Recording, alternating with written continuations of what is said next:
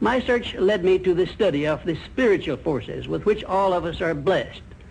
And it was in this field that I came upon a clue which has enabled me to help millions of people to find their earthly destinies.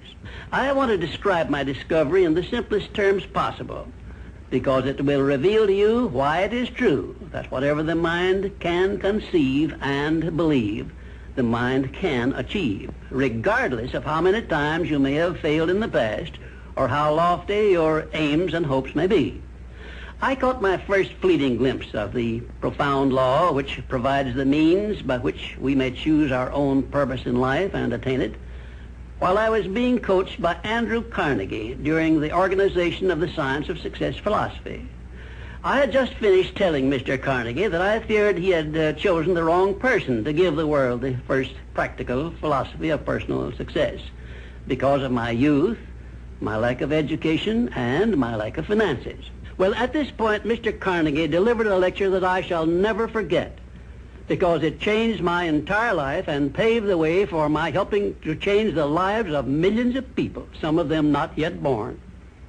Let me call your attention to a great power which is under your control, said Mr. Carnegie, a power which is greater than poverty, greater than the lack of education, greater than all of your fears and superstitions combined. It is the power to take possession of your own mind and direct it to whatever ends you may desire. This profound power, Mr. Carnegie continued, is the gift of the Creator, and it must have been considered the greatest of all of his gifts to man, because it is the only thing over which man has the complete and unchallengeable right of control and direction.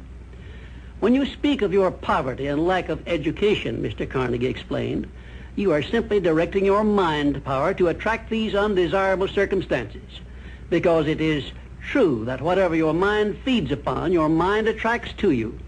Now you see why it is important that you recognize that all success begins with definiteness of purpose, with a clear picture in your mind of precisely what you want from life.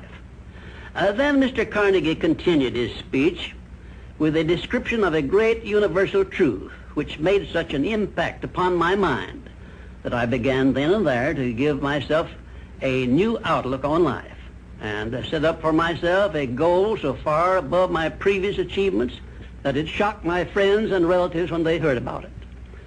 Everyone, said Mr. Carnegie, comes to the earth plane blessed with the privilege of controlling his mind power and directing it to whatever ends he may choose. But, he continued, everyone brings over with him at birth the equivalent of 2 sealed envelopes, one of which is clearly labeled, the riches you may enjoy if you take possession of your own mind and direct it to ends of your own choice.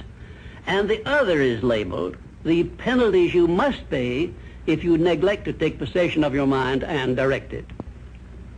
And now let me reveal to you, said Mr. Carnegie, the contents of those 2 sealed envelopes. In the one labeled riches is this list of blessings. 1, sound health. 2, peace of mind. 3, a labor of love of your own choice. 4, freedom from fear and worry. 5, a positive mental attitude. 6, material riches of your own choice and quantity. In the sealed envelope labeled penalties, Mr. Carnegie continued, is this list of the prices one must pay for neglecting to take possession of his own mind. 1, ill health. 2, fear and worry. 3, indecision and doubt. 4, frustration and discouragement throughout life. 5, poverty and want. 6, and a whole flock of evils consisting of envy, greed, jealousy, anger, hatred, and superstition.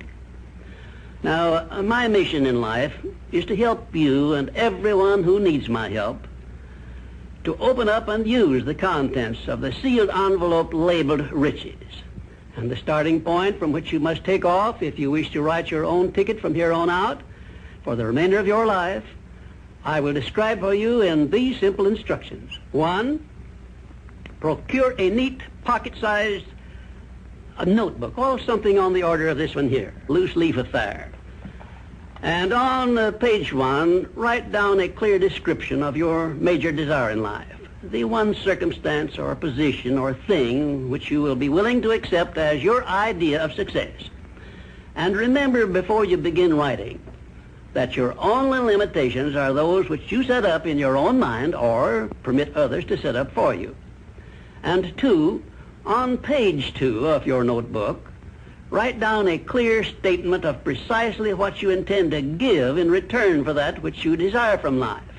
And then start in right where you stand now to begin giving. And 3, memorize both of your statements, what you desire and what you intend to give in return for it, and repeat them at least a dozen times daily.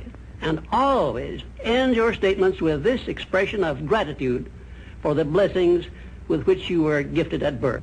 I ask not, O divine providence, for more riches, but more wisdom with which to accept and use wisely the riches I received at birth in the form of the power to control and direct my mind to whatever ends I desire.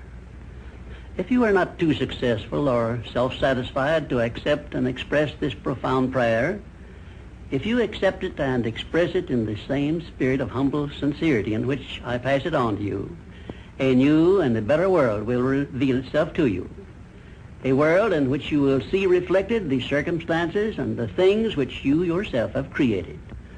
And now let me close this, our first visit, with my favorite expression of gratitude. O divine providence, I ask not for more riches, but more wisdom with which to make wiser use of the riches you gave me at birth, consisting in the power to control and direct my own mind to whatever ends I desire.